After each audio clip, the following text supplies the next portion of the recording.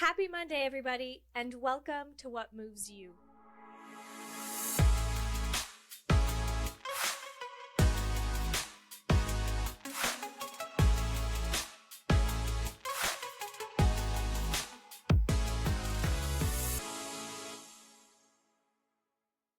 Allô tout le monde et bienvenue à un autre épisode de What Moves You. J'espère que vous allez bien. Ça fait un petit moment depuis qu'on s'est assis ensemble, juste tous les deux. Puis aujourd'hui, je vous amène un épisode sur la santé mentale. Puis là, vous allez me dire, mais Malia, ton podcast au complet, c'est à propos de la santé mentale. On en parle quasiment à tous les semaines. What do you mean? Et j'ai réalisé cette semaine, j'ai pris une semaine de vacances, j'étais allée au Mexique, puis j'ai eu beaucoup de temps un peu de réflexion dans l'avion et tout ça, puis je me suis rendu compte que malgré le fait que j'ai commencé le podcast avec l'intention de non seulement avoir des experts sur la santé mentale, de permettre aux autres de partager leur histoire, je voulais aussi créer une place pour partager la mienne, puis vous partager qu'est-ce que je vis côté santé mentale, santé physique et juste mon développement personnel en général. Puis je me suis rendu compte que en fait, je fais rarement ça sur le podcast. Puis je me suis mis à me poser un peu la question, mais pourquoi?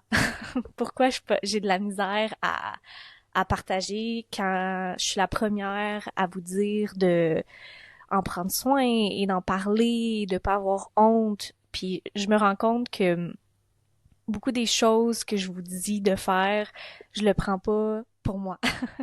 Fait qu'aujourd'hui, j'essaie de affronter toutes les petites voix dans ma tête, les voix qui m'ont dit de pas partager trop de détails sur ma santé mentale, les hauts pis les bas, parce que c'était trop triste ou c'était trop d'énergie négative à partager, à mettre dans le monde, ou que tout le monde s'en fout, ou que c'est pas assez grave pour en parler. Puis je suis sûre que je suis pas la seule à avoir des petites voix comme ça. Puis si moi j'hésite pour juste les mettre dans l'air, dans un micro, je suis sûre qu'il y en a entre vous qui écoutent, qui ressentent ces choses-là au quotidien, que ça soit à en parler avec vos amis, votre partenaire en général. Bref, fait que j'espère aujourd'hui être un petit rappel de l'importance de non seulement être consciente de comment ça va et de faire des petits check-ins de temps en temps, mais que c'est jamais trop petit, pas assez grave, pas assez important, trop triste, trop épeurant pour le partager. Fait que aujourd'hui, je voulais juste vous partager un peu les choses les petits struggles que j'ai présentement, d'une manière, j'espère, raw puis vrai, sans trop être négatif. Puis je vais aussi vous partager naturellement un peu les stratégies, les outils que j'essaie de mettre en place pour m'aider durant ces petits moments plus difficiles-là. Fait que, avant de commencer, un petit update de santé pour ceux qui suivent un peu l'histoire. Ça fait quelques ans que j'essaie de gérer mes symptômes de gut health qui a beaucoup impacté ma santé mentale, ma santé physique. Puis je suis encore là-dedans.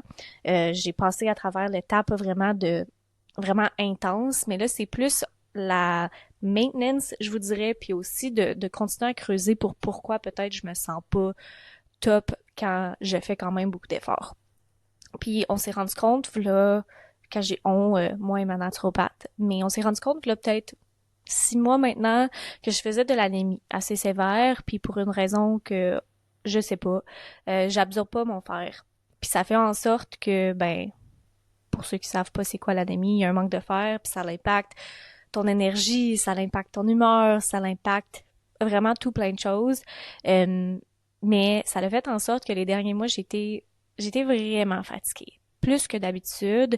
Puis c'est décourageant des fois de se retrouver autant fatiguée, puis autant drainée, puis autant en manque de créativité, de motivation, de juste joie de vie, quand t'as l'impression quand même de faire des gros sacrifices dans ta vie personnelle et en général pour atteindre tes objectifs de santé ou juste de bien-être.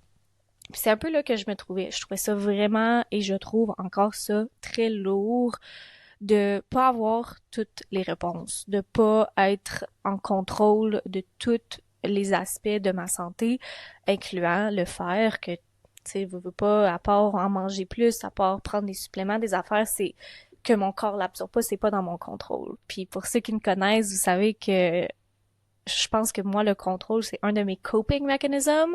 C'est même que je me sens mieux. Quelque chose que je travaille, mais quelque chose que j'ai de la misère à lâcher prise. Fait que bref, il y a eu beaucoup de fatigue mentale. J'étais triste, j'étais un peu fru de voir à quel point je me sentais faible, pas de bonne humeur, bref, toutes les choses qui vont ensemble.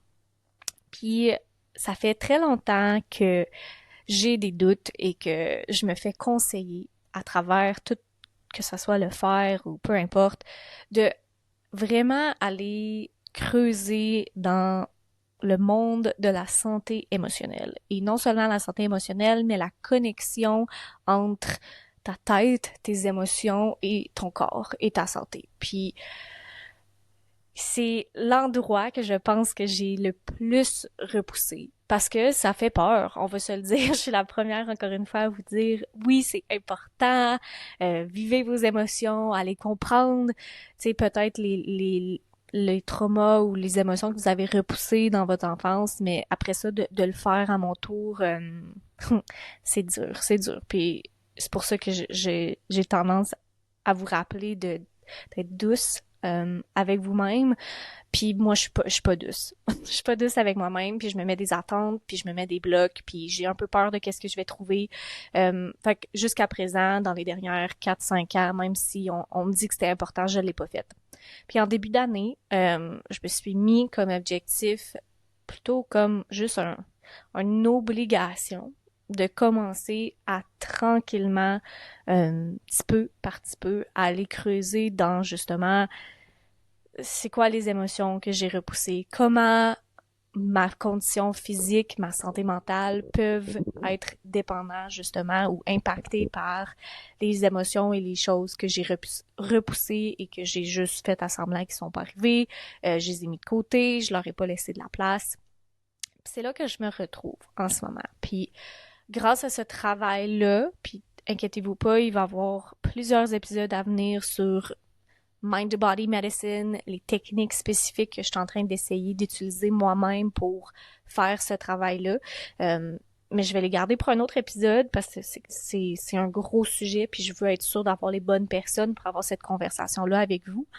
Mais à travers ce travail-là, il y a plusieurs choses qui ont remonté à la surface. Puis je vais en partager quelques-unes avec vous aujourd'hui, en espérant qu'il y en a qui résonnent avec vous, puis qu'on trouve les solutions ensemble. Puis pour ceux qui sont intéressés, qui font peut-être le même travail dans leur vie présentement, je sais que moi, d'entendre les histoires des autres pas qui analysent leur situation, mais qui le vivent puis qui le partagent, ben ça m'aide à me sentir un peu moins seule puis à peut-être comprendre de où ça peut sortir et quoi faire avec maintenant que tu le sais. Fait que le premier sujet vraiment, puis le gros que je voulais aborder avec vous aujourd'hui, c'est le sujet de la comparaison. C'est pas nouveau, la comparaison. Je veux dire, on se fait toujours dire « comparison is the thief of joy », puis ça nous cause des fois de l'anxiété, on juge nous-mêmes, on se compare aux autres, on pense qu'on n'est pas assez belle, pas assez bonne, pas assez forte, pas assez peu importe. Puis ça peut vraiment enlever la joie d'une vie. Puis je sais pas vous, mais moi, en y réfléchissant vraiment, je me rends compte que j'ai un gros problème avec la comparaison, puis c'est comme un peu drôle d'appeler ça un gros problème, mais je me rends compte que je me compare aux autres beaucoup plus que qu'est-ce que je pense que on devrait et que je devrais plutôt et qui est sain pour moi et la façon que je veux vivre ma vie.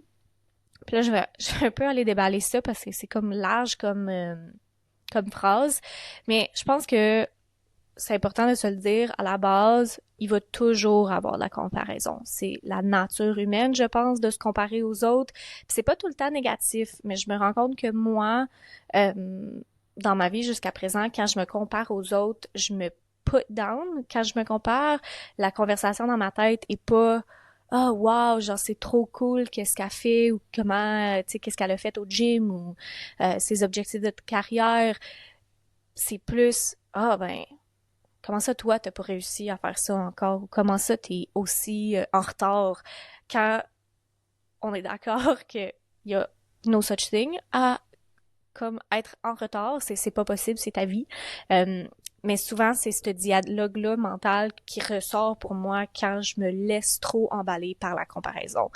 Puis quand t'es dedans, c'est vraiment dur, en tout cas pour moi, de m'en rendre compte jusqu'à temps que là, 30 minutes plus tard, après, je sais pas, avoir scrollé sur les réseaux sociaux, je me dis, hey, comment ça, je me sens tellement comme de la merde à propos de moi-même en ce moment, pour me rendre compte que ça fait 45 minutes que je me compare à 55 filles que j'ai vues sur Internet, que je connais pas, puis que je sais pas c'est quoi leur background, puis leur parcours, puis tout ça. Puis c'est un area que je veux vraiment aller travailler parce que il y a déjà assez de choses dans notre vie qui peuvent nous faire sentir comme si on n'est pas assez bonne, en retard, pas assez belle, puis pour moi, je trouve que je suis rendue un peu que c'est important d'essayer d'aller observer ces choses-là et les éliminer. Ou au moins changer travailler pour changer le discours mental autour de ces comparaisons-là.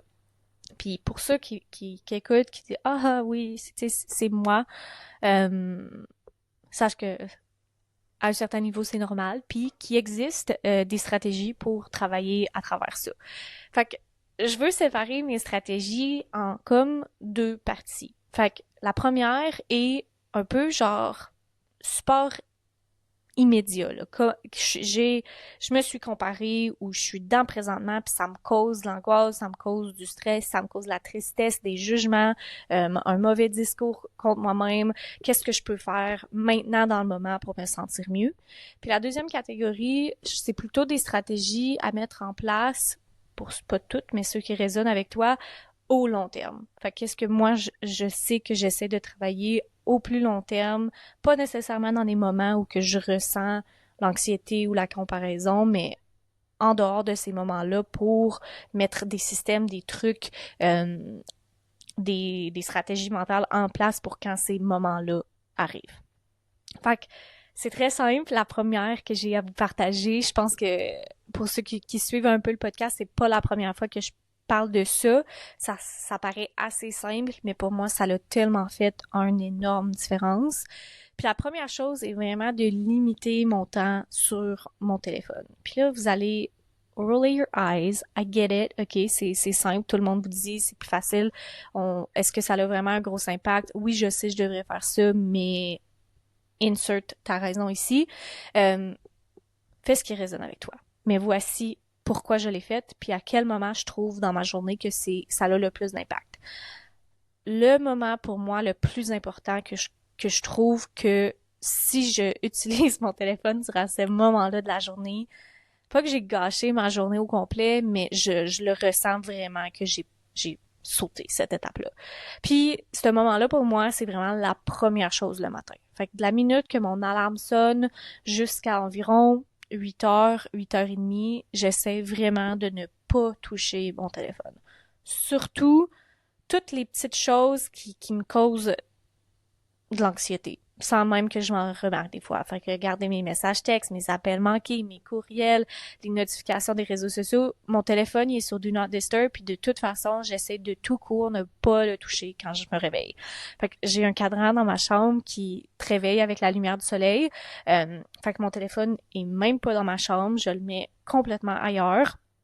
Puis je focus ma première heure et demie de ma journée à faire des choses qui fill my cup, qui remplit, c'est quoi cette expression-là en français, je pense pas que ça existe, mais qui vont prendre soin de moi finalement. Fait que peu importe à quoi ça ressemble pour toi, fais ces choses-là. Moi, pour le moment, c'est vraiment ma pratique de méditation et de journaling. On va vraiment aller parler en plus de détails de ces deux choses-là sur les prochains épisodes sur le Mind Body Medicine, mais pour le moment, méditation, journaling, ça me prend environ 20-25 minutes chaque matin.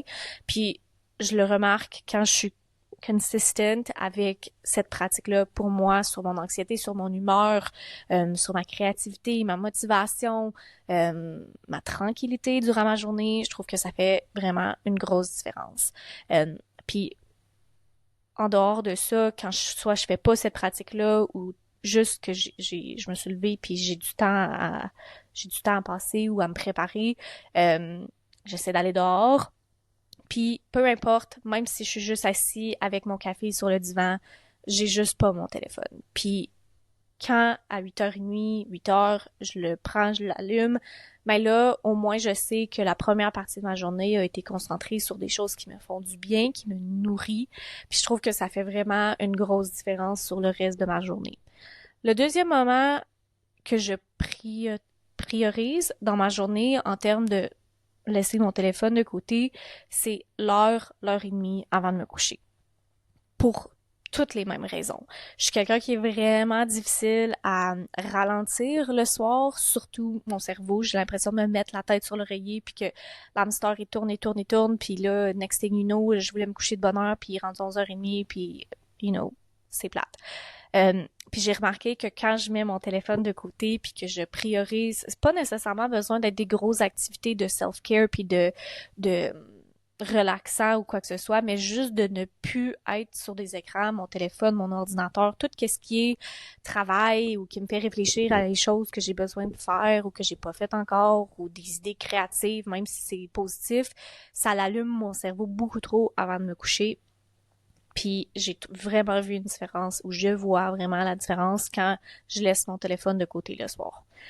Puis là, tu vas me dire, Malia, qu'est-ce que cette stratégie a en rapport avec la comparaison? Laisse-moi t'expliquer. Malgré le fait que ça a des effets positifs en général, pour moi, et je pense qu'il y a beaucoup de personnes, naturellement, quand je suis sur mon téléphone, il y a des fortes chances que je vais être sur les réseaux sociaux. Je me considère pas si pire, mais je travaille là-dessus. Je suis humain. Puis je suis souvent sur les réseaux sociaux, même si j'ai pas vraiment une raison d'être dessus. Soit parce que j'aime ça regarder des petites vidéos de chiens ou des affaires drôles. J'aime ça voir qu'est-ce qui se passe avec mes amis. Je réponds à des messages.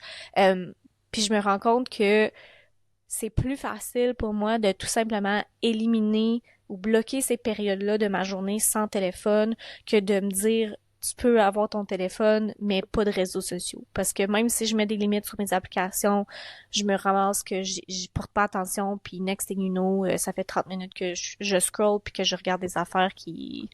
C'est le feed, là. Fait que pour moi, ça a été ma meilleure façon de faire ça.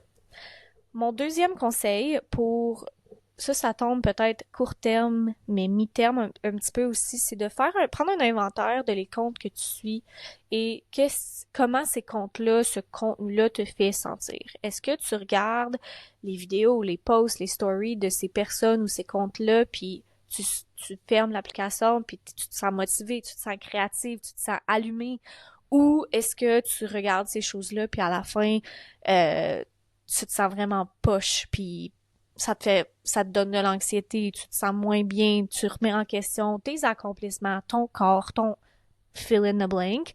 Ça, c'est peut-être un signe que peut-être que ce contenu-là te serve pas dans ce moment présent-là.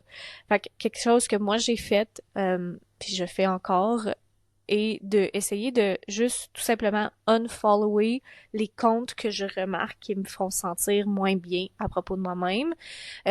Puis on peut aussi mettre en favori les comptes que t'aimes vraiment puis qui t'allument. Fait que ça fait en sorte, c'est pas fail safe, là. Il y a quand même des choses que quand t'es dans juste le feed puis tout que tu peux voir qui peut être, tu peux te sentir en comparaison, si tu veux, mais je trouve que ça l'enlève une couche, puis tu peux au moins essayer de truquer les paramètres un peu pour t'aider, pour rendre ça juste plus facile.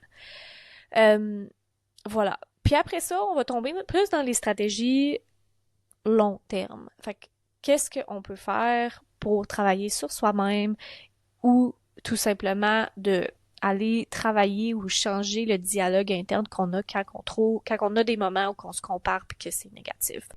Fait que la première stratégie, c'est pour plus des stratégies long terme que j'ai découvert à travers des recherches, des discussions avec des psychologues, psychoéducatrices, c'est vraiment une stratégie qui va aller essayer de travailler ton discours mental quand tu te retrouves dans des moments où que tu te compares à quelqu'un. Fait que mettons que présentement, tu te trouves dans un moment où que t'es vraiment insécure à propos de tes accomplissements de carrière. Je sais que ça, c'est vraiment moi en ce moment. Quand j'étais plus jeune, on dirait que je me sentais vraiment triggerée. Je me comparais beaucoup sur l'apparence physique. Puis j'ai encore des journées comme ça.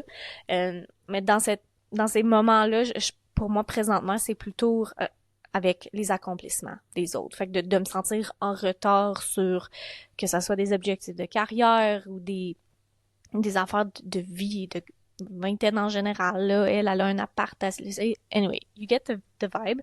Fait que si je me trouve dans un moment, que ce soit en vraie vie ou sur les réseaux sociaux, que je vois quelque chose qui me fait sentir, justement, insécure, puis que là, le discours mental commence. Je suis pas assez bonne, ou je suis en retard, ou comment ça, moi, j'ai pas réussi à faire ça dans le même temps qu'elle. Au lieu de me laisser emporter par cette vague de pensées négatives-là, à place, je vais prendre un moment, je vais dire stop, out loud, à voix haute ou arrête. Puis ça semble un peu cringy, là, mais je promis, genre, ça a un impact. Puis tu vas arrêter ta pensée, tu vas dire à ta pensée arrête et tu vas te répéter quelque chose de positif à propos de toi-même. Fait que dans mon exemple, comment ça j'ai pas atteint cet objectif-là en même temps qu'elle? Mais peut-être que le reframe, ça serait hey, tu travailles vraiment fort pour atteindre cet objectif-là. Sois fier de ton effort. Tu fais de ton mieux. Bref. Point. Puis ça paraît un peu niaiseux, puis moi aussi, là, la première fois que je me suis fait dire ça, je l'ai fait à voix haute, j'ai dit, ouais, yeah right, que ça va faire quelque chose. Mais, le plus que tu prends l'habitude de arrêter justement la vague de pensées négatives, le moins tu vas te laisser emporter, puis le mieux tu vas te sentir. T'attendras pas d'être dans le bas du creux de insécurité et comparaison avant d'essayer de te remonter. Tu vas peut-être être capable de l'arrêter, de t'en rendre compte et d'arrêter cette vague-là. La deuxième stratégie que on m'a c'est même pas une stratégie, mais c'est juste un peu un changement de mindset que je pense qu'à long terme, on peut toutes bénéficier de ça. Puis c'est vraiment de prendre connaissance de comment on se parle. En général, mais surtout dans les moments où on a l'impression de vraiment se comparer aux autres. Puis, la majorité du temps, surtout si t'es comme moi, la façon dont on se parle, on parlerait jamais à une amie comme ça, par exemple. Fait que dans des moments où, justement, t'es très dur sur toi-même, tu te sens en retard, tu te sens pas belle, tu te sens peu importe, regarde comment tu te parles et même si c'est juste une des phrases que tu réussis à adoucir et à dire à toi-même comme si tu te parlais à une de tes meilleures amies, ben, à la longue, tu vas voir que ça va devenir plus facile à non seulement reconnaître quand t'es trop dur avec toi-même, mais aussi comment bien te parler et puis te parler d'une manière douce, d'être patiente avec toi-même, d'être indulgente, de juger moins dur, puis d'apprendre à se regarder avec une lentille de compassion et d'amour au lieu de ah ben t'es pas assez de ci puis t'es pas assez de ça parce que je pense qu'on tombe toutes dans on tombe toutes là-dedans, right? C'est universel, mais c'est tellement important de prendre le temps d'essayer de travailler ça parce que ça impacte tout. Ça impacte ta confiance, ça impacte ta motivation. Quand on parle justement de vivre ses émotions puis de la santé émotionnelle, si ton corps, ta tête se sent pas en sécurité, ben tu seras pas capable nécessairement d'aller regarder toutes les émotions que tu as remis de côté parce que ton corps se sent pas en sécurité. Fait que vraiment de regarder à comment tu te parles. Puis la dernière chose que j'aimerais dire ici, c'est que oui, je suis très consciente que ces stratégies-là, c'est rien de nouveau. Puis ça paraît niaiseux, ça paraît quasiment trop facile. Mais le message en général, c'est que tu mérites de te sentir bien dans ton corps, dans ta tête, puis que la comparaison n'a pas besoin de te contrôler, de contrôler ta vie, puis de complètement changer ta perception de toi-même. Tu as le contrôle là-dessus et peut-être que ces stratégies-là ne seront pas les bonnes pour toi, mais j'espère au moins que ça te fait réfléchir à OK, attends une seconde. Est-ce que je me compare beaucoup? Est-ce que c'est négatif? Est-ce que je me compare mais je me sens motivée? Est-ce que c'est un espace dans ma vie, quelque chose que je devrais travailler? Peut-être que non, mais je sais que moi, oui. Fait que, bref, c'est ça que c'est vraiment là que je voulais finir aujourd'hui. C'est peut-être rien de nouveau, mais c'est quelque chose que j'ai sur le cœur. Cet épisode-là, je l'ai sur le cœur depuis un petit moment parce qu'encore une fois, je me sens un peu comme pris des fois parce que je vous dis plein de choses, je vous parle de santé mentale, je vous amène des invités qui parlent de santé mentale, mais j'ai de la misère moi-même à en parler encore, surtout ici parce que c'est important pour moi votre perception de moi du podcast. Je veux pas partager à chaque semaine un épisode full triste puis déprimante. J'aime ça partager les messages positifs, mais la réalité, c'est que, tu sais, ça va pas bien tout le temps. Ça va pas bien. Moi aussi, je me compare. Moi aussi, je suis anxieuse. Moi aussi, il y a beaucoup de choses que j'essaie de travailler en ce moment, que j'essaie de me parler plus doucement. J'essaie d'être plus indulgente avec moi-même, de baisser les attentes que j'ai pour moi-même. Puis souvent, je me laisse emporter par toutes ces choses-là. Puis je me juge moi-même. Il y a tellement d'épisodes, de moments que je n'ai pas partagés, que je n'ai pas enregistrés parce que je réécoute par après. Puis je me dis, crime, genre, tu te prends pour qui pour partager ça? Puis j'hésite, mais en même temps, je trouve ça important de le faire et de le dire et de le mentionner parce que comme j'ai dit au tout début, laisse pas cette petite voix-là t'empêcher de chercher l'aide que tu as besoin, d'en parler avec les gens que t'aimes et à qui tu fais confiance, ou tout simplement de juste l'admettre à toi-même puis de travailler pour toi, pour toi-même, parce que on le vit tout. On le vit différemment, mais on le vit tout. Fait que sur ce, je vais maintenant arrêter mon blabla. J'espère que vous avez aimé l'épisode d'aujourd'hui. Si vous voulez avoir plus d'épisodes solo, si vous avez des suggestions, des sujets que vous aimeriez qu'on aborde sur le podcast, je fais ça pour vous en tout premier. Fait que n'hésitez pas à m'écrire sur Instagram ou laisser vos commentaires dans Spotify. Pour ceux qui suivent pas le podcast sur Apple Podcasts, Spotify, YouTube, et que ça vous intéresserait de le faire et de rester in the loop sur qu'est-ce qui se passe, je serais super reconnaissante. Ça m'aide vraiment beaucoup. Mais sur ça, je vous envoie, j'espère, du soleil cette semaine, de l'amour, de la positivité, et on va se voir lundi prochain. Bye tout le monde!